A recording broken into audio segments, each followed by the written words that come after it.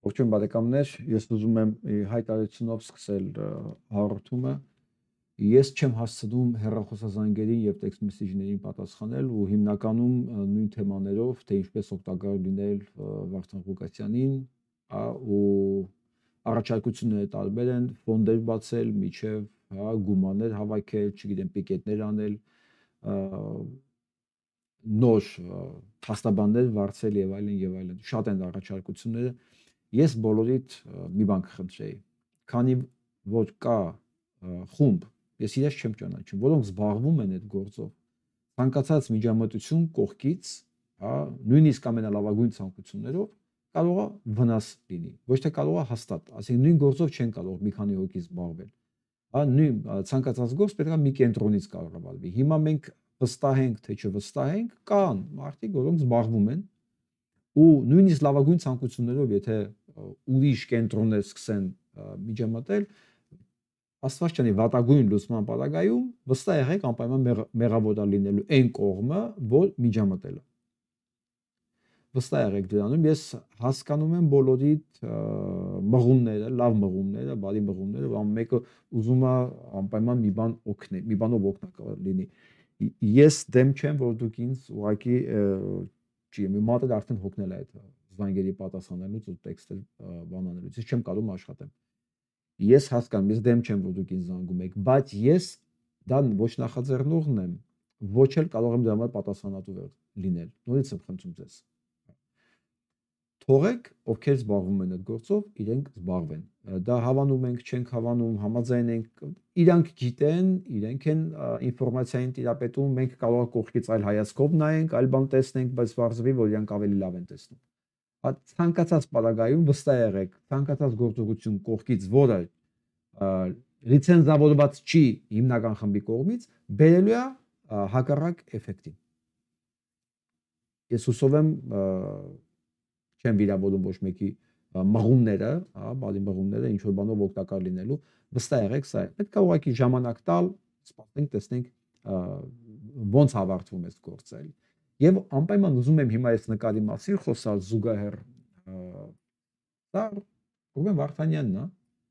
ինքս էլ բանտում է Բաքվի, եւ ես որ տեսնում եմ 22 օր արդեն հացադուլի մեջ է։ Ես որ տեսնում եմ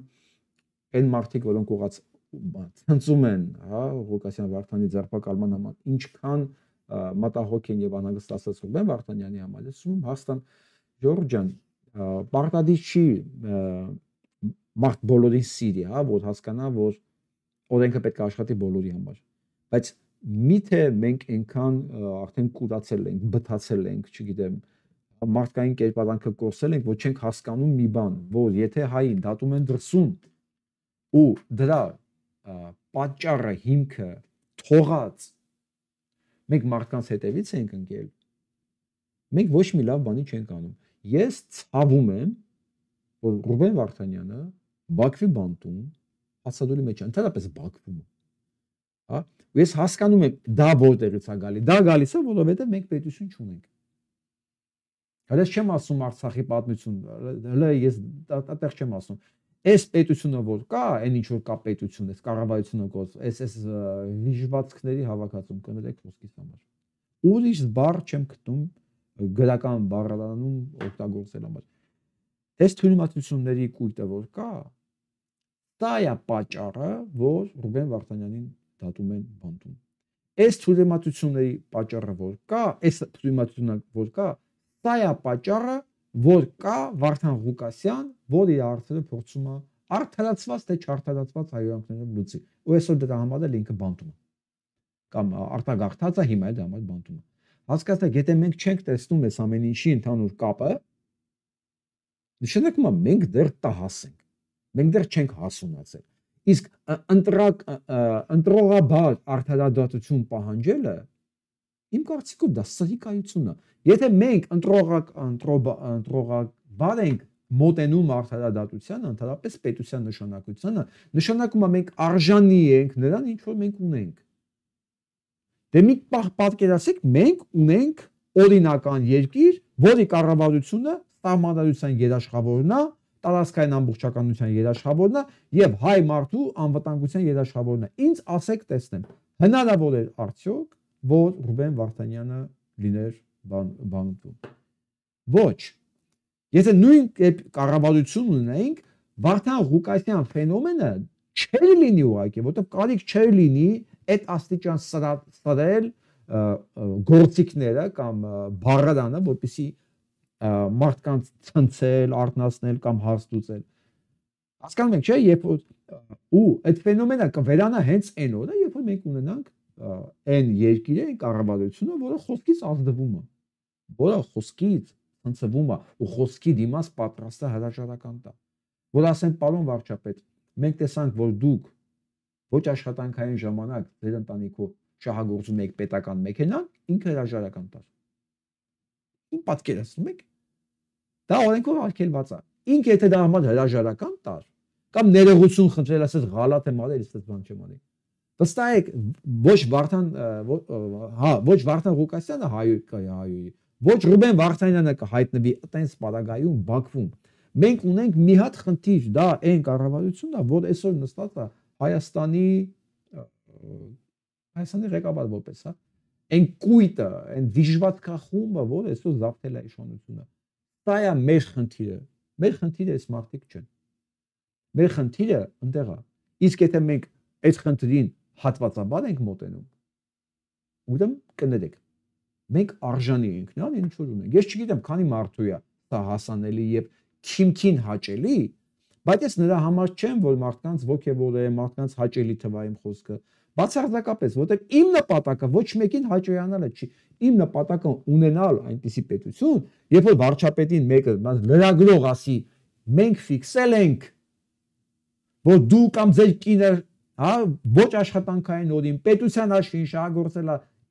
ծառայողական մեքենան, որ չի կարելի արգելված օրենքով։ Ինքը ներողություն խնդրելով հրաժարական տա։ Հասկանում եք, իմ նպատակը այդպիսի պետություն ունենալն է, բայց եթե այդպիսի պետություն չենք կարողանալ ունենալ, նշանակում է այս դեպքերը լինելու են մեր կյանքում, որտեղ սրանք հետևանքներ են։ Ես չգիտեմ ինչքանով կարողացա միտքը տեղ հասցնեմ, բայց սա է։ Ու հնարավոր չի կրկնակի ստանդարտներով ունենալ կարգին պետություն։ Այսօր իմացա, որ Աթոռում սկսել է Գերագույն հոգևոր խորհրդի ժողով, որտեղ քննարկվի նաև գերիների խնդիրը։ Գիտեք, ես սկսեմ քննադատել, պետք է ասեն, հիմա Գերագույն խորհրդի ժողով են անում, քննադատում եք, չեն անում, քննադատում եք։ Լավ է, որ դուք Գերագույն խորհրդի ժողով եք անում։ Բայց ես պետք է ասեմ, որ դուք ձեր Գերագույն խորհրդի ժողովում այս հարցերը քննարկել, բան ուշացել եք առնվազն 30 տարի։ Ես չգիտեմ դուք քննարկեք լուրջ սա, դուք չեք քննարկի։ Այս Գերագույն խորհուրդը իր Գերագույն հոգևոր խորհուրդը իր պարտականությունների մեջ ուշացել է եւ թերացել է վերջի 30-35 տարվան առնվազն։ Որովհետեւ էլի վերադառնամ հիմա ձեր մասին։ Այն ինչ որ Հայաստանում կատարվում է այսօր, ինչի արդյունքում Ռուբեն Վարդանյանը բանտում է, ինչի արդյունքում մեր պետությունն էս վիճակում է, դա բարոյականության անկման ցուցանիշ է։ Բացարձակապես, թե ուրիշ քաղաքական խնդիր չկա։ Որովհետև բոլոր քաղաքական որոշումները, բոլոր քաղաքական գործողությունները դուրս են գալի մարդկանց, ժողովրդի բարոյական սանդղակներից։ Որովհետև բարոյական մարդը ընտրակաշառք չի վերցնում։ Իսկ ես չեմ հիշում, որ Գերագույն հոգևոր խորհուրդը ժողով աներ, բողոքեր, որ իր հոտին, իր հավատացյալ հոտին, օրվա իշխանությունը դարձնում է ոնց ասենք դրանք, վարձկան, վաճառքի հանված, նվաստացված, որ հոգին 5000 դրամով վաճառվում է, բարոյազուրկ, նվաստացած։ Ես չեմ հիշում նման ժողով արվի, որ ասի, գիտեք ինչ, մենք անհանգստացած ենք, որ այս կառավարությունը բարոյալ լքում է մեր ժողովրդին, ասում է, արի դու 5000 դրամ վերցրա ու քո հոգին վաճառի մեզ։ Դրան եմ ասում, դուք ձեր ժողովում 35 տարի ուշացել եք։ Գիտեք վատը ինչի որ դուք ուշացել եք։ Վատն է, որ հիմա էլ ես ձեր անկեղծությանը չեմ հավատում։ Որովհետև մեր գերիներն արդեն 5 տարի է, 4.5 տարի է բանտում են։ 4.5 տարի է ձեր ժողովն ուշացած է։ 4.5 տարի։ Էն էլ ինչ է քննարկելու, ոնց է քննարկելու, ես դա էլ չգիտեմ։ Բայց այս հոգևոր խորհուրդը որ կա, ես չգիտեմ սա ում համար է հոգևոր խորհուրդ։ Դա իմ համար ընդհանրապես հիմնարկի ժողով է, որովհետև իմ համար հոգևոր խորհուրդը չի սակարկվում, հոգևոր արժեքները չեն սակարկվում ու դրանք ժամկետի բնույթ չունեն ու բացարձակապես էական չի։ Գերին մարդը ֆիզիկապես բանտում է, թե մարդը գերի է իր պետության մեջ։ Իսկ հայ մարդը գերի է արդեն 35 տարի իր պետության մեջ։ Եվ արդարադատության կողմից, եւ պետության կողմից, գերի, բացարձակապես գերի։ Նորից կրկնեմ, մեր բոլոր ողբերգությունը գալիս է բարոյական անկումից։ Եթե միտեղ չկա բարոյականության սանդղակներ ու դրանք խաղարկվում է, սակարկվում է, այնտեղ չի կարող լինել ոչ պետություն, ոչ պետականություն, ոչ արդարություն, ոչ արդարադատություն, ոչ արդար միջավայր, ոչ արդար հասարակություն, որովհետև այդ բոլորը հիմնված է բարոյական արժեքների վրա։ Եթե դրանք սակարկվում է, դեռ ամեն ինչ կարելի է գնել եւ վաճառել։ Իսկ եթե մի բան կարելի է գնել, ուրեմն կարելի է նաեւ վաճառել։ Իսկ դուք հոգեվոր հովիվներդ 30 տարի նայել եք ոնց են հայ մարդուն գնում ու վաճառում, գնում ու վաճառում, գնում ու վաճառում։ Ու դուք այսօր զարմացած եք, որ մենք գերի ունենք, բա նման պետությունը ոնց կարող է գերի չունենալ։ Նման պետությունը ոնց կարող է այս արտագաղթը չունենալ։ Նման պետությունը ոնց կարող է այս սարսափելի համակարգը, որ այսօր տիրում Հայաստանում չունենալ։ Դժվար է սա նկատելը։ Իհարկե դժվար չէր։ Իսկ դուք ինչի համար եք լռել, ինչի դիմաց եք լռել։ Եվ ինչի դիմաց դուք ստացաք այդ պարգևները ռուսաց թագավորի կողմից։ Դա արդեն ուրիշ հարց է։ Երևի ինչի դիմաց լռել եք, այն էլ ստացաք։ Ասենք ստացաք այն, ինչի դիմաց դուք լռել եք։ Ընդհանրապես մի հատ մեդալի կամ չգիտեմ, էական չի, բայց դուք լռել եք, չէ՞։ Ու սա քրիստոնեության հետ ոչ մի կապ չունի։ Բացարձակապես։ Ես ասեցի, չէ, որ ես երեք մի հատ քահանայի հետ եմ զրուցել ու հոգևոր բավականություն ստացա։ Քրիստոնեության հետ ընդհանրապես չխառնեք հանկարծ։ Միակ բարոյապես անկման ընթացքում կամ ամենահատակային վիճակում հնարավոր էր, որ Հայաստանի արտաքին գործերի նախարարը հայտարարի, որ Հայաստանի կողմից հնդկական հատուկ սարքավորումներ ձեռք բերումը նախատեսված չի օգտագործելու համար։ Հասկանաք, ոչ մի բարոյական հասարակության մեջ նախարարը նման բան չէր հանդգնի ասել։ Որովհետև սա ուղիղ վիրավորանք է մարդու արժանապատվությանը, ինտելեկտին, պետականության նշանակությանը, այսինքն այդ դեպքում ինչու եք առնում հատուկ սարքավորումներ Հնդկաստանից, եթե նախատեսված չի օգտագործելու համար։ Ինչի համար է փողերը ծախսվում, եթե դա նախատեսված չի օգտագործելու համար։ Հասկանում եք, որ սա հայտարարություն է փողերի մսխալ մասին։ Ոչ մի բարոյական հասարակության մեջ նախարարը նման հայտարարություն իրեն թույլ չէր տալի, որովհետև վստահ կլիներ, որ սան հետևելու է կարծիք,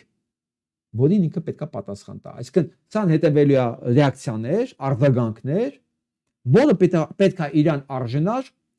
կարիերա, պաշտոն, ամեն ինչ։ Ինքը փաստացի հանցագործություն է անում։ Ինքը Հայաստանի փողերը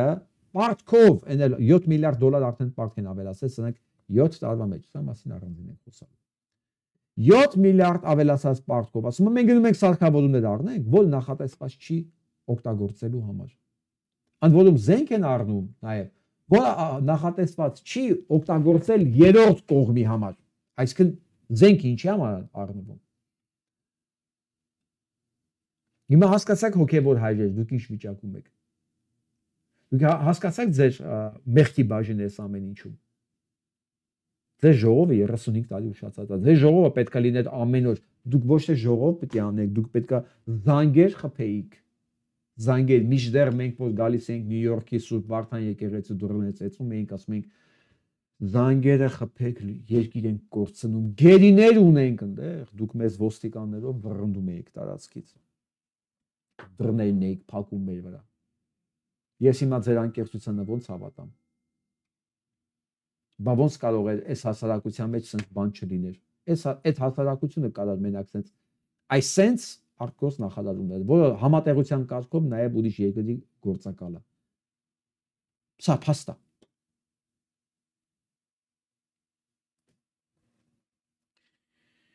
Այո, սա ճիշտ է։ Ասում եք գավորը կիմանաք, որ նոյեմբերի 9-ի ստորագրությամբ Նիկոլը փրկեց Ադրբեջանին պարտությունից։ Սա ճիշտ է։ Իսկ դուք չգիտեիք դա։ Կամ էս 5-րդ շարասունը, որ փրկում է Նիկոլին էս 5 տարի է։ Ինքը չգիտեր դա։ Գիտեր, ինքն էլ այս բանը նոյեմբերի 9-ի փաստաթղթի վկա, բայց միևնույն ժամանակ փրկելով անընդհատ Նիկոլին, լավագույն պաշտպանը լինելով, բողոքում է Նիկոլից, որ Նիկոլը թողել է Ռուբեն Վարդանյանին գերության մեջ ու ոչ մի բան չի անում։ Դուք արեք կողմնորոշվեք, էլի դուք ինչ եք ուզում։ Դուք չեք կարող մի ձեռով պաշտպանել նոյեմբերի 9-ի դավաճանության հեղինակին, մի ձեռով պաշտպանել, մյուս ձեռով ասել բա ոնց անենք, որ քո դավաճանության արդյունքում այդ գերին մեզ հետ գա, ոնց դա չի լինում։ Դա չի լինում, դա ստրիկայություն է։ 5-րդ շարասուն, դուք ստրիկա եք, բարի բուն իմաստով, նույնքան ինչքան Հայաստանի կառավարությունը։ Ովքեր որ խնդիր չունեն նոյեմբերի 9-ի պայմանագրի հետ, այդ պայմանագիրը չէ, հայտարարություն է, որով Նիկոլ Փաշինյանը փրկեց Ալիևին կործանումից եւ դավաճանեց Հայաստանը։ Ու դուք եթե դրանով համաձայն լինելով դրա, դուք դեռ բողոքում եք, որ Ռուբեն Վարդանյանը չի, մնացածի հետ բանտերում, ընդ որում գերիների մասին չեք հիշում բոլորովին, որտեղ մենք գերիներ ունենք նաեւ։ Դուք նույնքան սադիկա եք, ինչքան էս կառավարությունը։ Ու ես ձեզ ասում եմ ոչ թե վիրավորելու համար, ոչ թե ինչ որ, չգիտեմ, կոնֆլիկտ հրաժարելով, ես ձեզ ասում եմ ինչ որ կա։ Որտեղ ձեզ դա ոչ մեկ չի ասի, ես ձեզ ասում դուք սադիկա եք, այնքան ինչքան կառավարությունը։ Դուք չեք կարա մի ձեռով անբարոյական լինեք, մի ձեռով պահանջեք բարոյականություն։ Չի լինում այդտեղ, Ժորժ ջան։ Չի լինում։ Եվ բոլորդ հիշում եք այս տականքին, որ Արմեն Գրիգորյանի վրա ցուցմունք էր տվել, գործառույթեցին, որի հիման վրա սպանեցին Արմեն Գրիգորյանից բանտում։ Այս տականքը հիմա Գյումրի բանա, տեխնացու է։ Հենց նույն տականքների կողմից։ Ես հիմա պատկերացնում եք Նիկոլն է, փաստորեն Նիկոլի աջակիցը Արմեն Գրիգորյանի վրա ցուցմունք է տալիս, դատարանում իրան թույնում են։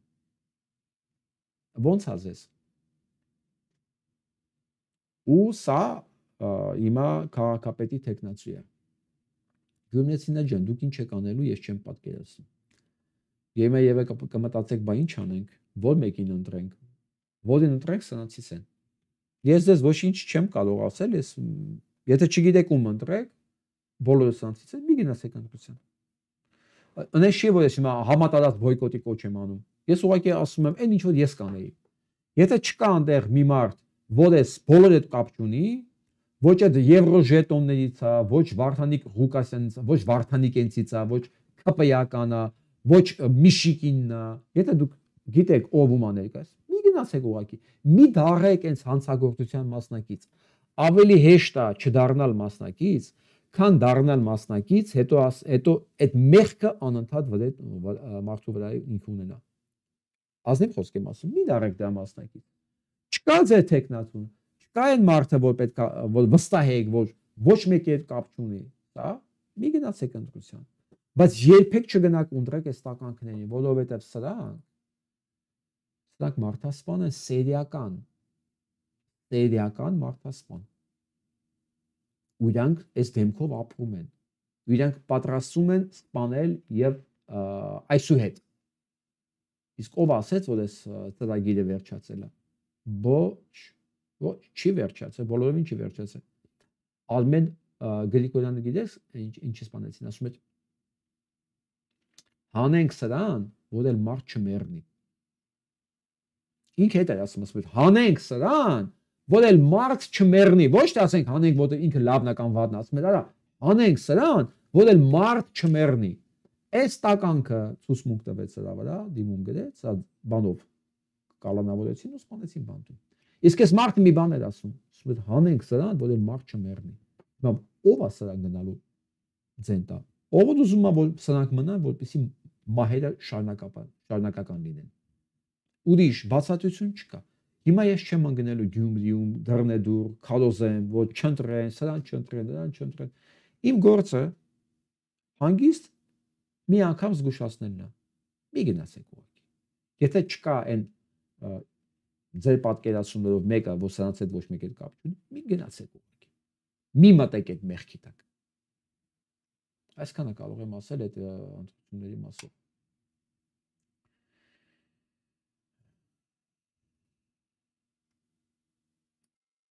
Եվ այսպես Արդարադատության նախարարությունը մի աբսուրդ օրենսդրական նախագծի վրա է աշխատում։ Սա բոլորին է վերաբերվելու, որ եթե ձեր վրա ակտ գրվեց, հա, անկախ նրանից այդ ակտը բանա արդարացիա գրվել, արդարացի չի գրվել, եթե դուք նույնիսկ բողոքարկում եք, պետք է այդ ակտը վճարեք, հետո էլ նոր վճարեք, հետո նոր գնաք վիճարկեք դա դատարանում, եթե հաղթեք ձեզ այդ փողը հետ են տալու։ Հասկանում եք ինչ է կատարվում։ Հասկանում եք, ասենք եթե ձեր վրա 1 միլիոն ակտ են գրել, փողոցը սխալ տեղից անցնելու համար։ Ասենք դուք պետք է տանեք այդ 1 միլիոնը վճարեք, դուք չեք կարող գնալ բողոքեք ու կանգնեցվի, կասեցվի, հա։ Այդ վճարումը միջև կլինի դատարանի որոշում։ Չէ, իշխանությունը փող է պետք։ Փող է պետք ինքը տրանսպորտից, հարկերից, տուրքերից, ամեն տեղից քերելու է միջև վերջի կոպեկը, միջև վերջի խազը, որ ինքը կարողանա գոյատևի։ Իսկ հիմա էլ ինչ անի։ Ինքը գնում ամենախայտարակ ձևերով, ամենայն չլսված ու չտեսնված։ Ինքը վերցնելու է վաղը։ Ում ինչքան պետք է ակտը գտելու է, բյուջե է պետք լցնել։ Դա այդքան հասնում է, եթե ասենք դրա համար հասնում է 1000 դրամ, դու գանք ինքը գտելու է 1 միլիոն։ Համաձայն չես։ Գնա բողոքի դատարան, բայց պետք է բողոք անպայման մուծես այդ 1 միլիոնը։ Նոր բողոքես դատարան։ Դատարանն էլ ասենք մի 2 տարի կքննի, ու դες գիտեք ինչքան է հավաքելու բանը գործերից, փողոցից մարդկանցից։ Էական չի։ Ինչքան ձեր գործը կքննվի։ Կարևորը այդ պահին փողը վերցնի ու լցնի բյուջեն։ Ես ասել եմ, չէ, այս տարի խայտարակ տարի է լինելու։ Բյուջե փող չկա, հարկային մուտքեր չկան։ Դրսից փող չկա, հələ հակառակ այդ վերցած պարտքերը պետք է փակվի։ Որի տարեկան տոկոսադրույքը 7.5 է ու մոտ 1 միլիարդ դոլարի չափ սրանք պետք է այս տարի ման փակեն դուրս։ Ոչ մի կոպեկ չկա։ Հիմա որտեղից է կոպեկը գոյանալու։ Օրինակ, այսօր ասում են Tesla մեքենաների համար գույքը հարկը սահմանվել է 500,000։ Շնորհավորում եմ ձեզ։ Կարա սահմանվել 5 միլիոն դրամ, իրանց ոչ մեկ չէր ասելու ոնց։ Սահմանել են 500,000։ Էլի եմ գալիս այն ամենաառաջի բանի թեմային։ Եթե պետության մեջ օրենքը չի աշխատում, եթե չկա օրենք, չկա դատարան, հա, չկա սահմանադրական կարգ, այս երկրում ամեն ինչ հնարավոր է։ Վատ իմաստով եմ ասում։ Հնարավոր է ձեր ամենամոտիկ մարդը դառնա հանցագործ։ Կալանավորվի, բանտում կլինի Բաքվում, թե բանտում կլինի Երևանում, դա ուրիշ հարց է։ Բայց եթե այդ համակարգը ինքը թշնամական է եւ հանցագործ, Հայաստանում չի լինելու մեկը, որ այս կամ այն ձևով ինքը չտուժի սրանից։ Եթե նույնիսկ ինքը ամենալոյալն է եղել, այնքան անտարբեր թքածա ունեցել հայրենակիցների ճակատագրերի վրա, որոնք կոտորվել են Արցախյանից պատերազմում, դիտավորյալ տարբեր սպանել են, հա, մարդիկ բանը տնավեր են եղել, հա, սահմանամերձ գյուղերում են տուժել։ Եթե նույնիսկ ինքը ասենց թքածա ունեցել այդ ամեն ինչի վրա, որտեղ իր գործերը լավ է եղել, մեկը իր դուրը ծեծելու է Փաշինյան Նիկոլո մտնի տուն, ասի դու պետք է փող տաս։ Ինչ կապ ունի դու ինձ լիազոր, թե ինչ կապ ունի դու ինձ ընտրել ես, թե չես ընտրել։ Դու ինձ պաշտպանել ես խոսակցության ժամանակ, թե չէ։ Քեզ ասել են իմ պատճառով զոմբի շուն, թե չեն ասել, կապ չունի։ Դու պետք է բերես փող տաս։ Դա Տեսլայի գույքահայկով կլինի, այլ տեսակի հարկերով դու պետք է փող տաս, որովհետև ինչ կապ ինչ ես արել դու իմ համար։ Կաց ունեմ ես քո վրա։ Ինձ հիմա փող է պետք։ Հայաստանում չի լինելու մեկը, մի հատ գործարար, մի հատ մարդ, որ դուրս մնա այս հանցավոր համակարգի ճիրաններից։ Դա ասես մտնելու է մետաստազներով քաշի քամի ամեն ինչ, որովհետև իրան փող է պետք։ Իրան փող է պետք ապրելու համար։ Փողը չկա։ Գիտեք ինչի չկա։ Որովհետև 7 միլիարդ պարտ կավելացվել Հայաստանի վրա։ Ոչինչ չի ստեղծվել դրանով։ Չի ստեղծվել։ Ոչ բիզնես, ոչ արդյունաբերություն, ոչ համակարգեր, ոչ մի բան։ Այդ փողը վերցել են, պլյուս Հայաստանի բյուջեն ու գնաց աֆշորները։ Գնաց իրանց սեփական հաշիվների վրա։ Չկա այդ փողը, Հիմա ասում են էլի է պետք։ Բա ոնց, բայց պետք է թոշակ տան, աշխատավարձ տան, բա այն Ենիչերիներին աշխատավարձ պետք է տան, որ վիզը ստեղից է սկսվում, այստեղից սկսվում է, ստեղ վերցնում է։ Այստեղից է սկսվում, ուղեղը չկա, ուղեղը մնացել է մկանների տակ։ Չկա ուղղակի։ Դրանց պետք է կերակրեն, որ իրանց պահի, չէ՞ որ դրանք են իր ողնաշարերը, հա։ Այ իրանց ոչ չկերակրեն, այն ժամանակ խնդիր կլինի։ Ու այդ իրանց կերակրողը հասարակ ժողովուրդն է լինելու։ Հասարակ ժողովուրդը։ Էական չի ինքը, ընտրելա Նիկոլ, չի ընտրել, պետական համակարգում աշխատում ինքը, շատ ջեմ ժպտում է դրանց, չի ժպտում, բոլորը տուժելու են։ Ու ամենաշատ տուժելու են նրանք, ամենաշատ ցավալու է նրանց համար, ովքեր այս իշխանություններին լոյալ են, ովքեր ծառայում են, օգնում են, քծնում են, իրենց ամենացավոտն է լինելու։ Ամենա, որտեղ այն հալածված մարդը գիտի, որ դա թշնամին է։ Իսկ սա տակը կռացած տարբեր ձևով ոլորված, պարկած տարբեր դիրքերով սպասարկող տականքը պետք է ամենախորը ցավը զգա, որ ասի, արա ես այսքան բան եմ ձեր համար արել, բայց ինձ ինչ եք թալանում։ Ճիշտ է, ձեզ պետք է թալանեն։ Հասկանում եք, չէ՞ որ գյուղացի մարդը տեսլա չի քշելու։ Գյուղացի մարդը ոնց կարա տեսլա քշի։ Այդ փողոցում մի կերպ ապրող, առևտրով ապրող կամ խանութ, փոքրիկ խանութ ունեցողը չի կարա տեսլա քշի։ Որովհետև Տեսլա բերելը մենակ ընդ հարցնել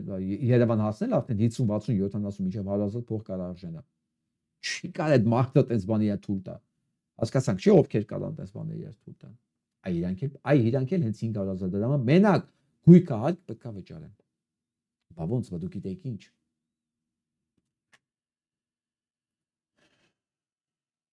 Ասում եմ Եվրոպական խորհրդարանը վաղ կքննարկի Բաքվում պահվող գերիների հարցը, ռազմական գերիների հարցը։ Ու գիտեք ինչն է հետաքրքիր, որ այս բանում ազատության այս նյութի մեջ Բաքվում պահվող գերիները սրանք են։ Սրանք։ Ունդե ու թիվ ասում։ Թիվ 23 հայ։ Հիմա ուզում եմ ասեմ այս բան ազատություն ռադիոկայանին։ Հիշում եք, որ ձեզ այս բանը Նիկոլ Փաշինյանն նեղում էր։ Չուեմ նա նեղում է թե չէ։ Ճիշտ է անում։ Ձեզ հասնում ամեն ինչ։ Եթե ձեր համար Հայաստան բանը Բաքվում պահվող հայ ռազմագերիները ընդամենը այսքան է, հա։ Ձեզ ամեն ինչ հասնում է։ Մոզ ես ձեզ ոնց ուղակի հարգեմ։ Ոնց հարգեմ, բայց մնացած մեզ զոհվա այն երեխեքը որ 5 տարի է, 4.5 տարի Բաքվի բանտերում ռազմագերիներ, չէ՞։ Ազատություն ռադիոկայան այն երեխեքը որ 5 տարի է, 4.5 տարի ընդեղ են ռազմագերիներ, չէ՞, ու սրանք են, հա, ռազմագերի։ Հա։ Այս պետական հանցագործները, որ ինչ որ ձև հարկվել են բանտում, Բաքվում։ Հա, սրանք պետք է գան Հայաստանում դատվեն։ Անկած ոչ մեկի մտքով չանցնի, որ սրանք չեն դատվելու։ Բայց ինչ 23։ Ու սրա մասին թիվը գրում, արա գոնե թիվ չգրեք, նայեք, է։ Նայեք գրված է, ադրբեջանական բանտերում 23 հայ է պահվում։ 23 հայ։ Այսինքն են մնացած երեխեքը զինվորները ուզբեկ է։ Ու սա կոչվում է ազատություն ռադիոկայան։ Ես կարող եմ ասել մենակ ամոթ, ուրիշ բան չեմ կարող ասել։ Իրոք գետինը մտնեք, կներեք խոսքիս համար, բայց ավելի լավ է։ Ու դուք պետք է չսպասեիք, որ ես դա ձեզ ասեի, ինձ թվում է, ասի գետինը մտնելու էր բանը։ Իսկ մյուս գետինը մտնելու բանն է, որ այս հարցը քննվում է Եվրոպական խորհրդարանին, ոչ թե Հայաստանի խորհրդարանում։ Սա այլ կարգի գետինը մտնելու բան է, էլի։ Որ այս հարցը այո հանցագործ են։ Բոլորը։ Այսինքն սա ոչ ամբողջ ցանկն է։ Բայց այս հարցը Հայաստանի խորհրդարանը պետք է քննարկել առաջինը։ Բայց եվրոպականն է քննարկում։ Այս էլ այլ գետինը մտնելու բանը։ Ստեղ էլ Արցախի ԱԺՆ-ը վերադարձի հարցով մտածում է դիմի Շվեյցարիայի կառավարությանը։ Ես նենց եմ ուզում սենց այդ Արցախի ԱԺ-ին սենց շարեմ դիմացս մի օր ու սենց նայեմ աշկերին հերթով էլի։ Սա դուք հիշում եք ամբողջ 23 թվականի Մարտի 1-ից մինչև սեպտեմբերի 19-ը հարձակման օրը ամեն օր եթերով ամեն աստծոր եթերով ես կոչ էի անում, խնդրում էի ձեզ, հարթում էի անում, կոչ էի անում, բացատրում էի, որ դիմեք ՄԱԿ-ի խաղապար ուժերին, դուք արդեն Եվրոպայի դատարանի որոշում ունեք, դիմեք, սոյ ճանապարհը բացեն, հիշում եք, այնպես եմ ուզում ցես կարողանամ, ցես շարել բոլորիդ այսպես դիմացը, ես չեմ ասում ինձանից բացի էլ ինչքան մարդ ասել են, ասել, բայց ես իմ ասածն եմ հիշում, ընդ որում, որովհետև ես ամեն օր ունեմ եթեր, եւ ես ամեն օր եմ դա ասել, ամեն օր եմ դրան անդրադարձել, միջև դրա մասին գոռաց Ռուբեն Վարդանյանը, երբ արդեն ուշ էր, եւ հասկացա, որ միայն ՄԱԿ-ի խաղապարները կարող փրկեն այս վիճակը, արդեն իրան դե ձերբակալում էին։ Ամեն աստծո օր բացատրում էի առանց ներվայնանալու, խնդրում էի այն արցախցի այդ ակտիվիստներին, բացատրում էի այ ընկերների ջան, ախր հարցը ցենց է լուծում, պետք չի գնել այս կոմենտում, հա։ Իսկ այսօր որոշել է, որ պետք է դիմեն Շվեյցարիայի կառավարությանը, դիմեք։ Ստեղ են դասականը կասի, «Не верю, ես ձեզ էլ չեմ հավատում, ոնց որ ես այն հոգեվորականների այդ ժողովին չեմ հավատում»։ Արա չեմ հավատում, ես դա իրավունք ունեմ։ Չեմ հավատում, որովհետև դուք պետքա դա վաղուց արած լինեիք։ Իսկ ես հիմա չեմ հավատում, որ դուք հասկացել եք, որ դուք սխալ եք արել։ Դրանա ես չգիտեմ իմաց սա դուք ինչ եք անում։ Որովհետև այս տարիքում նոր չեն հասկանում, էլի։ Այդպես բան չի լինում, որ այս տարիքում, ասենք դուք խորհրդարանի падգամավորները ենել Արցախի քանի տարեկան կլինի միջինը։ 30, 40, 50, հա, 60։ Հաստատ 18 չեն, չէ՞։ Ու դուք մտածում եք նոր են հասկացա, տարի ու կես հետո չէ, զան չեմ հավատում։ Բայց ամեն դեպքում ես կուզեմ ասես մեզ շարեմ, ասես ուսես հատա ձեր բոլորի աչքերին նայեմ, ասում են ինչի չարեցիք։ Ինչու չարեցիք։ Այդ հարցին դուք մեկա մի օր պետքա պատասխանեք։ Անպայման։ Նու պարտադիր չի ասենք դատարանում բան, բայց հարցը լեգալ հարց է, լեգիտիմ հարց է, կա օթի մեջ կախված է։ Ինչու դավաճանեցիք Արցախին։ Ինչու Արցախի բնակչությանը տվեցիք փուրը, այդ տականքներ։ Ձեզ էլ ինչ ասենք։ Դուք արեցիք, է։ Ինչու չդիմեցիք խաղապարներին։ Ում վրա եք հույսները դրել։ Ումից եք փող վերցրել լռելու համար։ Ումից եք ինչ ստացել լռելու համար։ Ով է ձեզ սպառնացել լռելու համար։ Հիմա դիմում են Շվեյցարիայի կառավարությանը։ Դիմեք։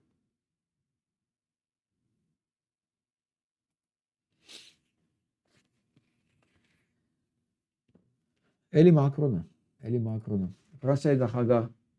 Մակրոնը 30 երկրների զորահրամանատարներին կոչ է արել պատերազմի ավարտից հետո անվտանգության երաշխիքներ պլանավորել Ուկրաինայի համար։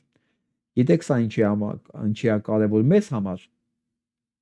Մեզ համար կարևոր է զաման եմ խոսում, թե չէ Ուկրաինան չի իմ դառնա։ Երբ որ Եվրոպան սկսի ավելի ինքնուրույն եւ ինքնավստահ գործել, մասնավորապես Ուկրաինայի հարցում,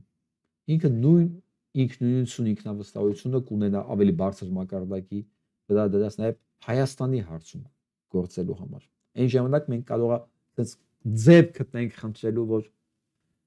ընկեր նախագահ Մակրոն, չնայած Մակրոնի շատ համոզել պետք չի։ Դուք քանի որ արդեն տենց խորհուրդ ունեք, հա, ՆԱՏՕ-ից դուրս, որտեղ Թուրքիան չի կարող վետո դնի, որտեղ Հունգարիան չի կարող վետո դնի, հա, որտեղ դուք ոչ մեկից կախված չեք, Թրամփից կախված չեք ամենակարևորը։ Այսօր դարձել է մեր բոլորի թիվ 1 խոչընդոտը։ Կարող է դուք Հայաստանին էլ ինչ որ երաշխիքներ տաք, հա։ Հատեք մենք երաշխիք տանք, մեզ սրանք մեր հաշվին բան են առնում։ Սարքավորում են առնում, բայց չեն ուզում օգտագործեն։ Ասում ես առել ենք, բայց օգտագործել համար չի։ Առել ենք, որ ասենք ունենք։ Դա բան եք ասել էլի։ Տեսնեք Մակրոնը կարա սա իրագործի թե չէ։ Որտեվ 30 երկրի զորահրամանատարներ, 30 երկրի զոր, դա հսկայական ուժ է։ Ոչ պակաս ուժ է, քան ՆԱՏՕ-ն։ Իսկ եթե Ռուսաստանը չի կարողանում մի հատ ուճուր Ուկրաինա գրավել, պատկերացրեք 30 երկրների միասնական օգնությունը Ուկրաինային ինչ կտա։ Հսկայական բան։ Այն էլ ուղիղ օգնություն արդեն, էլի ոչ թե էս միջնորդավորված բան, թե մի քիչ ստե, մի քիչ ընդե, չէ, ուղիղ, արդեն ռազմական օգնություն։ Էլ չեմ ասում, եթե հանկարծ դաշինք կնքեն իրար, դա կլինի մի հատ ֆենոմենալ բան։ Որտեվ Հայաստանի եթե կարող լինի ինչ որ տեղ պուճուր հույս ու երաշխիք, դա կարող լինի այս դաշինք։ Ուրիշ ոչինչ բանի ես չեմ հավատում։ Քանի սրանք իշխանության են էլի, քանի սրանք իշխանության են։ Ուզում սա լսենք մի հատ իրար հետ։ Président Poutine, donc Я хорошо знаю президента Путина, и если он так реагирует, значит, он понимает, что я сказал правду. А еще я знаю, что он не держит данное слово. Он уже это сделал, и я здесь, чтобы подтвердить это, поскольку мы вместе с канцлером Меркель выступали гарантами Минских соглашений в рамках нормандского процесса, которые он преднамеренно нарушил. Далее я бы хотел обратить внимание на его исторические заблуждения. Меня это удивляет. Наполеон вел завоевательные войны. Единственная имперская держава, которую я вижу сегодня в Европе, называется Россия. И это тот империализм, который пересматривает историю и идентичность народов. В основе всего, что мы делаем, включая выбор вооружаться, чтобы избежать завтрашней войны, это выбор в пользу мира. И поэтому я думаю, что президент Путин должен вернуться к такому взгляду на мир. Ասում եմ ես ամենալավն եմ ճանաչում Պուտինի եւ Պուտինը վստահ է որ ես դա գիտեմ, ես դա մտ ասում եմ։ Հա մենք ենք եղել այդ գարանտիան Ուկրաինայի, որը խախտել է հենց Պուտինը։ Եվ ասում եմ տենց բան կար, հա, Նապոլեոնի օրինակով ասում, որ ինքն էր մտածում, որ համաշխարհային իմպերիա պետք է ինքը դառնա, որը չհաջողեց ու դա լավ իդեա չի։ Փաստացի։ Այդ Մակրոնին հիշում եք, բանը էս 3 տարի առաջ ինչքան բան էր նուրբ զգուշավոր Պուտին ձեռ էինք առնում ենք բոլորս ասում ենք այս ինչ բանը public նշփիկ քաղաքական գործիչ է այս 3 տարվա մեջ զգացիք ինչքան բան փոխվեց ընդհանրապես աշխարհի քաղաքականության մեջ ինչ նոր դեմքեր դուրս եկան ինչ նոր դեմքեր պայթեցին Macron le président Poutine devrait revenir à cette vision-là. Я буду готов говорить с Путиным, когда мы вместе с президентом Зеленским и нашими европейскими партнерами сочтем это нужным, сочтем. Ասում ես խոսամ այն ժամանակ Պուտինի հետ։ Երբ որ Զելենսկու եւ մեր պարտներների հետ մենք կհամարենք որ դա պետք է խոսալ։ Ագարակ դեպքում Պուտինը չի կարելի խոսալ։ Եվ սկացեմ ավելին, Պուտինը ընդհանրապես չի կարելի խոսալ։ Պուտինը պետք է դատվի։ Ասում են տերորիստներ չեն խոսում։ Եթե դուք մի մարդու ճանաչել եք հանցագործ, իր հետ խոսալու բան չկա։ Ինքը պետք է ցուսմունք տա։ Այլապես դառնում ամեն ինչ սակարկելի։ Ահա հələ գոնե բանը Եվրոպան դա չի անում։ Բայց դա պատրաստ է Թրամփ անել։ Ждем, что подошел подходящий момент. Сейчас мы входим в такую фазу обсуждений, переговоров, которые в определенный момент могут... Սա ինչի համար է կարևոր, որովհետև եթե սա անցնել է սահմանը, հա, հանցագործի հետ սկսեն խոսել, նշանակում է վաղը կարելի է նույն բանն ակակալել նաև Ալիևի նկատմամբ։ Հասկանում եք, Պուտինի նախադեպը շատ կարևոր է Ալիևի համար։ Չափազանց Պուտինի դատելը հայ ժողովրդի փրկությունն է։ Ոչ թե ասենք պետք է Պուտինին դատել, ոչ, սա ճանապարհ է բացվում դեպի դատարան Ալիևի համար։ Ու նույն ձևի ճանապարհը Ալիևի համար փակվում է, եթե Պուտինն ազատվում է այս բանից, դատարանից։ Նույնը Նետանյահուն ասեմ ձեզ։ Բայց Պուտինը ավելի հավանական է։ Պուտինը ավելի հավանական է, որովհետև ինքը պատերազմի մեջ է, ինքը պարտավոր կողմ է։ Այսօր Նետանյահուի դիրքերն ավելի ուժեղ են այդ առումով, էլի, բայց չի նշանակում, որ օրենքի իր վրա չի ազդել։ Իրան էլ պետք է աշխատի։ Ամեն դեպքում Ալիևի դատարանի ճանապարհը անցնում է Պուտինի դատարանում հայտնվելով։ Եթե Պուտինը չի հայտնվում դատարանում, շանսերը զրոյանում է Ալիևին այնտեղ ուղարկելու համար, որովհետև Ալիևը միշտ կարող ասի մի վարքյան ավելի շատ բաներ թղթով գրված թղթի վրա արել է Պուտինը, մի վարքյան դուք նույնիսկ որոշում ունեք Պուտինի համար իրան դատապարտել, ոնց է Պուտինի վրա չի աշխատում, ինձ ուզում եք դատեք, հասկանում եք։ Իսկ նախադեպային պետք է լինի Պուտինը պետք է նախադեպային դատվի, որ մենք կարողանանք Ալիևի ականջներից բռնել տանել դատարան։ Սա նրանց համար, ովքեր անընդհատ իսկ գրում են, ինչ եք ուզում Ռուսաստանից, ինչ եք ուզում Պուտինից։ Ես չգիտեմ այլ ինչ ձևով ասել, որ աշխարհում չկա առանձին Պուտին, աշխարհում չկա առանձին Ալիև։ Դա մի համակարգ է։ Եթե այդ համակարգը աշխատում է, նշանակում է այդ համակարգի օրենքների շրջանակում պետք է պատասխան տան բոլորը։ Մենք չենք կարող ասել, այ դու կարող ես կարմիր լույսի տակով անցնել, դու չէ։ Եթե դու անցնում ես, քեզ տուգանում եք, դան չենք տուգանում։ Հասկանում եք, չի ստացվում։ Էլ չեմ բերում հələ ուժի պահը, որ ուժն էլ այսօր թքած ունենան օրենքի վրա։ Բայց գոնե օրենքի սահմանները պետքա պահել, որ վաղը հենց օրենքի դիկտատուրա լինի, դու դա կարողանաս օգտագործես։ Եթե այս օրենքների այսօր սահմանները չպահեցինք, լղոզեց գնաց, վաղը չեն կարողանալ օգտագործենք դա։ Դրա համար Պուտինի դատվելը դա մեկ քայլ մոտեցնում է Ալիևի դատվելուն, որը մեր բոլորի փրկությունն է։ Ով համաձայն չի, դա անշուշտ իր գործն է։ Այսօր Հունգարիայի համար դժբախտ օր է, կարողացել են պայթացնել գազատարը, որը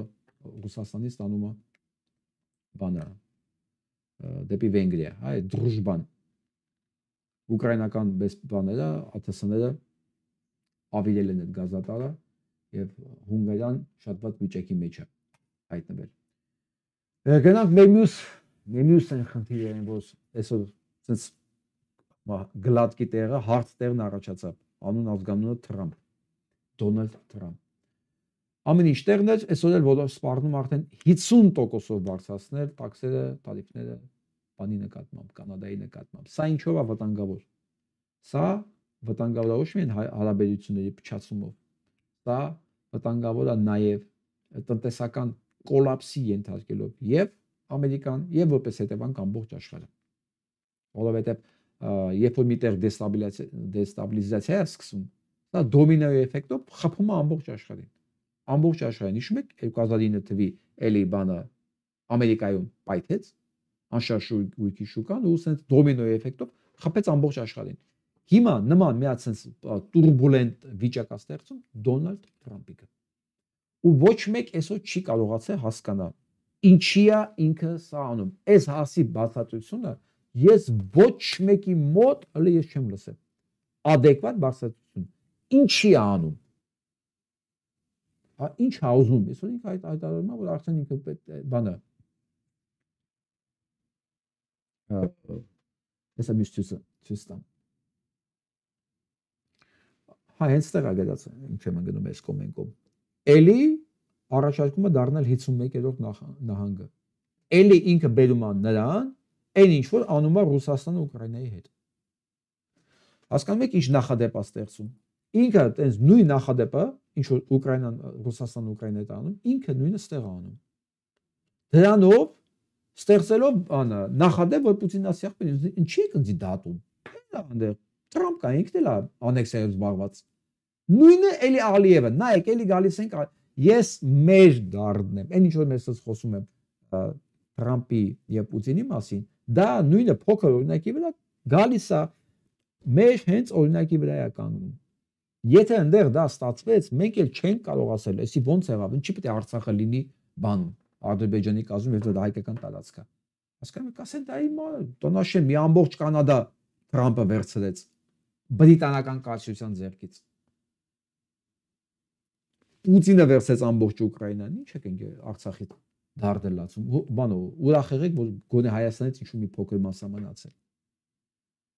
Սա դրա համար է կարևոր։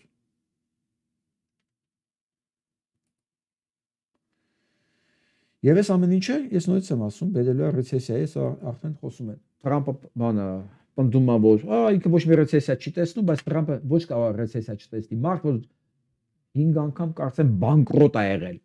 Բանկրոտ, ինքը ո՞նց կարող է ռեցեսիա տեսնի։ Չի կարող տեսնի։ Բայց այսօր ռեցեսիայի հավանականությունը մոտեցել է 50-50։ Իսկ նույնիսկ եմ կրկնում, Ամերիկայի Միացյալ Նահանգների ռեցեսիան դա համաշխարհային տնտեսական կոլապս է։ Ճգնաժամ։ Դրա տակից ո՞նց են ելնելու, անշուշտ ելնելու տարբերակներ միշտ էլ կա, բայց դա ժամանակ է տանում, ռեսուրսներ է տանում, մարդիկ են աղքատանում, տներ են կորցնում, ունեցվածքներ են կորցնում, սա կոլապս է համաշխարհային։ Այս ընկերը վերցրել է ու իրականացնում է դա բոլոր իր ռեսուրսներով ու կողքից մեկը չկա ասի։ Հələ այս ինչ է անում։ Ու ինքը թվում է, լավ, հիմա գնանք մագայի վրա։ Ուրեմն սրա ամենաբանը մոտիկ շրջապատը կորցրել է 200 միլիարդ արդեն։ 200 միլիարդ դոլար հենց իր մոտիկ բանն է գործել, մասկա չկա սա մեջ։ Ու ասում են, որ բանի քրաշի կոլապսի եզրին են կանգնած որոշ բանը, բանկեր եւ ընկերություններ։ Մենակ բանը Իլոն Մասկը արդեն 322.5 միլիարդ է կորցրել։ Արդեն մենակ Իլոն Մասկն է կորցրել այսքան։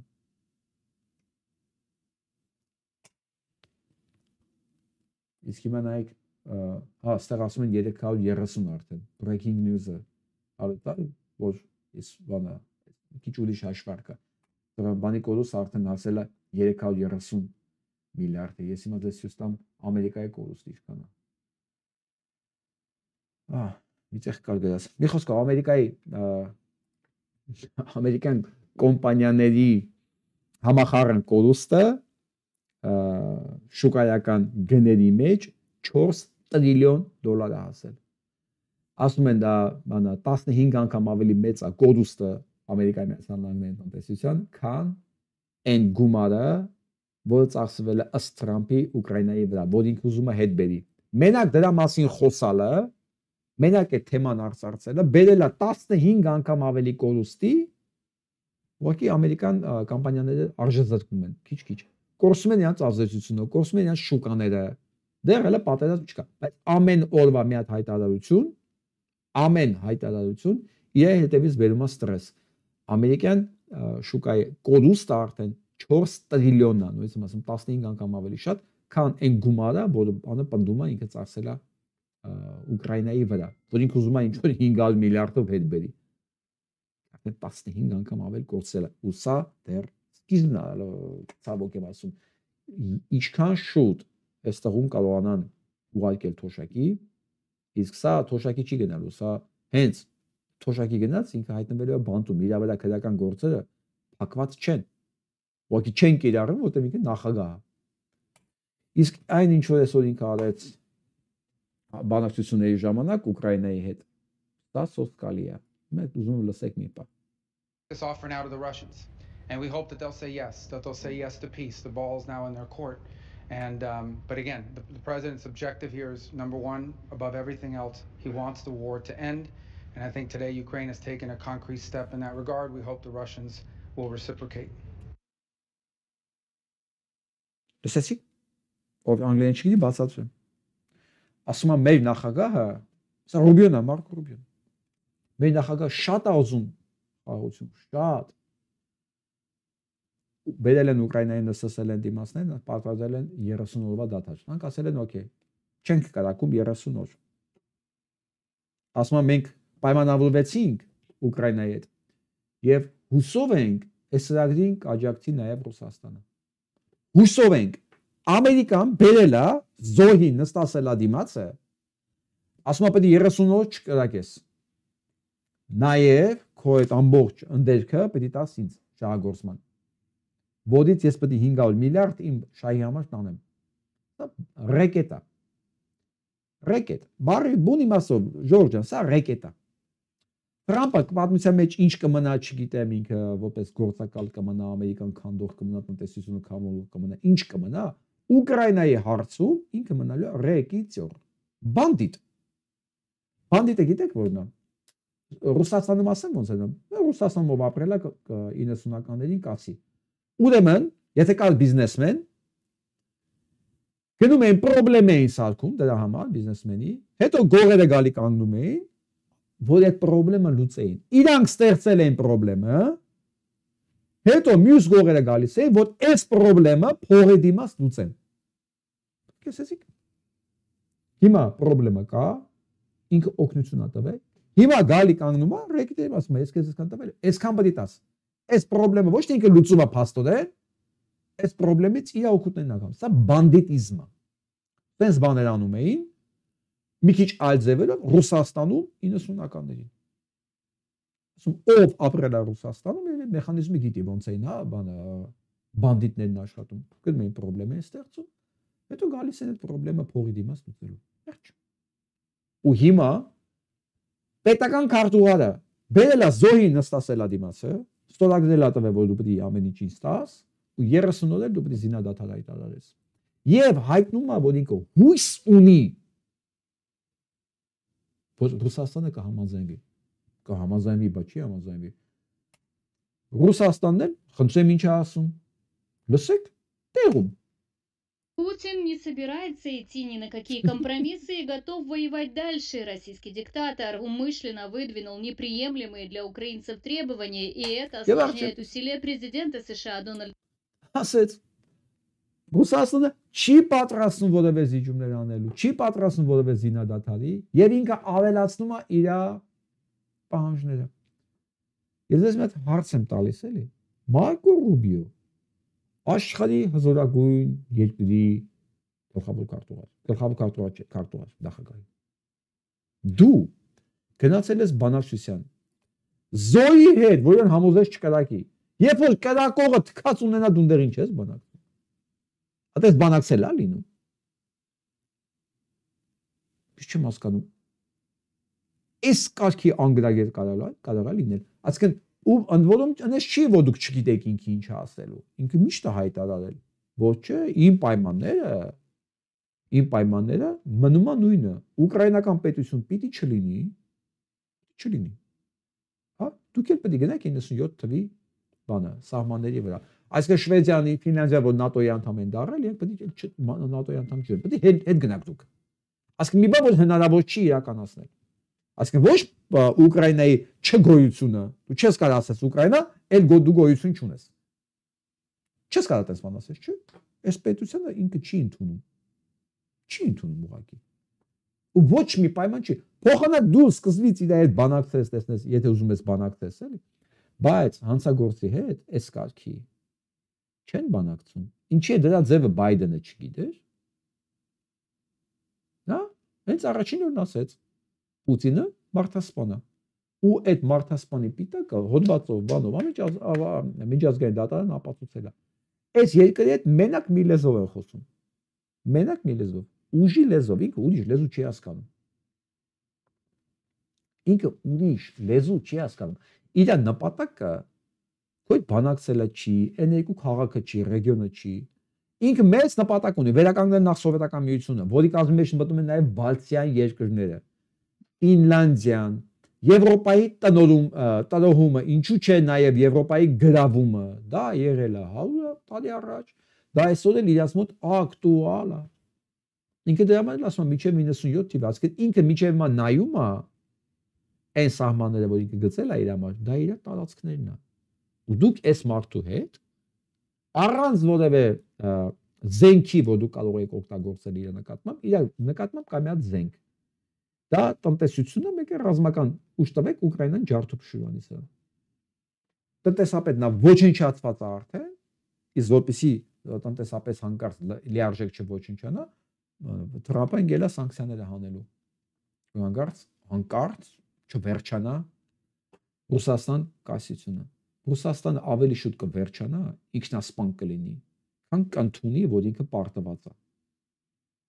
Սա իմ կարծիքը չի, սա պատմական իրականություն է։ Իրանք չեն ընդունում իրենց պարտությունը, որտեղ իրենց պարտությունը իրենց իշխանության վերջն է։ Ինչ տարբերություն իրենց իշխանության վերջը թե երկրի վերջը։ Իրենց համար տարբերություն չկա։ Եթե իրանք չկան, իրենց իշխանությունը չկա։ Իրենց համար մեկ այդ երկիրը կա թե չկա։ Քանի հոգի զոհվեց, սպանվեց իրաց այդ երկրի բանը, հա, այդ վիճակի համար թքած ունեն։ Ցանկացած ձեր առաջարկած պայման իրաց իշխանության վերջն է։ Իրենց համար դա անընդունելի է։ Ու ես չեմ կարծում, որ մենակ ես եմ դա հասկանում։ Բայց միթե սպիտակ տան մեջ ամբողջ է Թրամփի կողքը մեկը չկա, որ ասի, արա դու առանց նրանց հետ համաձայնեցնելու դու ես գնում այդ մարդկանց տիպը, որ իրենք ասեն հա։ Որպես ինչ։ Լավ, ասենք հա, ասեց հա։ Հիմա փաստացի Թրամփը Ուկրաինան ասում է ես համաձայն եմ, բանը Պուտինն ասում է ես թքած ունեմ։ Տալու ես օգնություն Ուկրաինային։ Եթե դու վաղը սկսես էլի նույն կապիկություններն անել, նշանակում է դու ուղղակի ինչ ասեմ, ել քեզ ներում բեկում չկա։ Այսինքն այն ինչ որ դու արեցիր ես երկրի հետ, Ամերիկայի հետ, տնտեսության հետ, դա պատահականություն չէ ընդհանրապես։ Դա դիտավորյալ իրականացած դիվերսիա էր։ Հիմա ուզում եմ բանը կարդամ Պուտինի պահանջները, ինչ է ուզում։ Պարզ ասել աղբետ ջան։ Բլումբերգն է ասում, հա, որ Պուտինը չի ուզում որևէ կոմպրոմիսի գնա, բացարձակապես թքած ունի բաների առաջարկությունների վրա, ինքը ուզում է ամբողջական Դոնեցկը, Լուգանսկը, Խերսոնը, Զապարոժեն, հա, առանց որևէ բանի, բանակցությունների։ Պլյուս մնացած հետևանքները։ Բլումբերգը գիտի, Տրամպի ադմինիստրացիայում չգիտեն, ասիկին իրենք չեն թաքցնի, միշտ էս ասել են սրա մասին։ Միշտ, երբեք դա բանել չեն արել։ Սա էլ, այս էլ կարծեմ սրա մասին ասել են, բայց այսօր էլ հիշեցնեմ, որ նորից Գերմանիայի իշխանությունները հրաժարվում են F-35-ից, որովհետև ասում են, իրենց վրա չի կարելի հույս դնել, որովհետև ցանկացած ժամանակ Ամերիկայի Միացյալ Նահանգների կողմից կարող են իրենց բաները հիմնական առավելությունները անջատվել, արդեն ոչ մի վստահություն չկա Ամերիկայի վրա, բացարձակապես։ Կարող են անջատել եւ իրենք կանգնեն փաստի առաջ։ Եվ պետք է իրանք անպայման իրենց ունեցածը զարգացնեն առանց Ամերիկայի Միացյալ Նահանգների վրա հույս դնելու։ Եվ այսպես նախկին ՆԱՏՕ-ի նախկին քարտուղարը մեծ հարցազրույց է տվել ու պարզ ասել է, որ ոչ մեկի մտքով չանցնի, որ բանի պլանները փոխվել է, Պուտինի պլանները փոխվել է, դա հանկարծ զիջվեցնան Ուկրաինան, ուրեմն ինքը միանգամից իր կառավարություններն է նշանակելու բոլոր տեղերում, Ռուսաստանում, Մոլդովայում, Վրաստանում, նույնիսկ Ռումինիայում, որտեղ որ հնարավոր է ինքը արդեն դեռ ունի արդեն Հունգարիա, Սլովակիա, Սերբիա, հա, եւ ինքը դառնել է ուղիղ սպառնալիք արդեն Եվրոպայի վրա եւ չի կարելի մոռանալ, որ նա ռազմական հանցագործ է։ Ռազմական հանցագործ եւ նույն բանն ասեց երեք Բրիտանիայի պատգամավորներից մեկը, հիմա ումը չեմ հիշում, իրան որ հարցեցին հնարավոր համարում եք Պուտինի հետ բանակցությունները, որ Բրիտանիան Ռուսաստանի բանակցությունները կանի, ասեց բոլորովին, ասեց մենք չենք մոռանում, որ Վլադիմիր Պուտինը ռազմական հանցագործ է եւ նա որոնվում է միջազգային դատարանի կողմից եւ մենք հարգում ենք միջազգային դատարանի որոշումները։ Նրա հետ բանակցությունների ոչ մի բան չի կարող լինել, որն էլ ես հիշեցնում եմ Միսթր Տրամփին, որ նա էլ դրա մասին չմոռանա։ Եվ վերջում ուզում եմ վերադառնալ էլի Հայաստան։ Լսեք, խնդրում եմ։ 7 միլիարդ արտաքին պարտք են ավելացել, ձեր հաշվին են վերցրել։ Երևանում մի մետրոյի կայարան չեն կարող սարքել։ 7 միլիարդով Երևանում կարելի է սարքել 70 հատ մետրոյի կայարան։ Ամեն շենքի տակ կլներ մի հատ մետրոյի կայարան։ Ադրբեջանում այդ ընթացքում 20 թվականից այս կողմ 3 հատ Բաքվում մենակ մետրոյի կայարան է բացվենոր։ 3 հատ միջազգային օդանավակայան, կինո հայրենիքի մոտի, այդ իրանց տրանսպորտի ռազվյազքն ուտի սարքեին մտում, տարան կրասկեքով ներկեցին, հասկանում եք, ձեր հաշվին պարտք են վերցնում, դուք էլի նույն ձևի պրոբկեքով, տանջվելով մի հատիկ մետրոյի կայարան չեն սարքել։ Մի օր տեղացած ձյունը ցույց տվեց, չէ՞ ինչ է կատարվում։ Դե հա, սրանք սկի ձյուն չեն կարող մաքրել։ 7 միլիարդ Սա տխուր իրականությունն է, ժողովուրդ ջան, էլի վերադառնանք այն ինչ որ մենք ունենք։ Այն ինչ որ մենք ունենք, որը սոսկալի է։ Բայց էլ եմ ասում, ինքը շատ համարժեք է մարդկանց գիտակցական մակարդակի եւ քաղաքացիական ակտիվության, բարոյական սանդղակի, այն ինչ որ ժողովները անում այսօրվա առաքելական եկեղեցու հոգեվոր խորհուրդը, ասում ինքը բավականին ուշացած է, բայց էսի կրկին չեմ հավատում, որ նրանք ինչ որ կոնկրետ նպատակային են անում, չնայած հայտարարեցին այդ, հա, գերիների մասով։ Սա ամեն ինչի բանն է, արտացոլումն է։ Արտացոլումն է կամ ղեկավարն է քաշում վերև ժողովրդին, երկիրը, հա, եթե ինքը արժեքներն ունի, կամ ժողովուրդն է բարձրացնում վերև իր կառավարությունը։ Ստիպում տակից, որ աշխատի։ Երբ որ համ վերևն է ոչնչություն, համ ժողովրդին պետք չի այս ամեն ինչը, ինքը լինում է այն ինչ որ մենք հիմա ունենք։ Մեծ հաշվով ես ամեն ինչի մեղավոր համարում եմ, ամեն ինչը հանդուրժող, կոմպրոմիսների գնացող բանական մարդուն։ Իմ համար ցանկացած բանական մարդ, որ ինքը կոմպրոմիսների է գնում այս կառավարության հետ, ինքը մեղավոր է։ Ես անբանական մարդուց բան չեմ կարող պահանջել, որ ինքը անբանական է, այսինքն ինչ բան է։ Հասկանում եք, չէ՞ որ մարդկանց մեջ բոլորը չեն, որ մտածելու ունակ են, կոպիտ եմ ասում, հա։ Մտածելու, պատկերը տեսնելու չունեն, ոչ բոլորն ունեն այդ հնարավորությունները։ Այո, չնայած իրենց դա չի ազատում պարտականություններից եւ պատասխանատվությունից, դա բոլորովին չի նշանակում ինքը ազատված է, ոչ։ Բայց այն տեսնողները, որոնք այս ամեն ինչը հանդուրժում են, իմ կարծիքով իրանք հիմնական մեղավորներն են, թող ոչ մեկ չասի ես քաղաքականությամբ չեմ զբաղվում, դա իմ գործն է, չէ, դա իմ գործը չի, ես իմ գործը լավ եմ անում, ոչ, դու քո գործը լավ չես անում։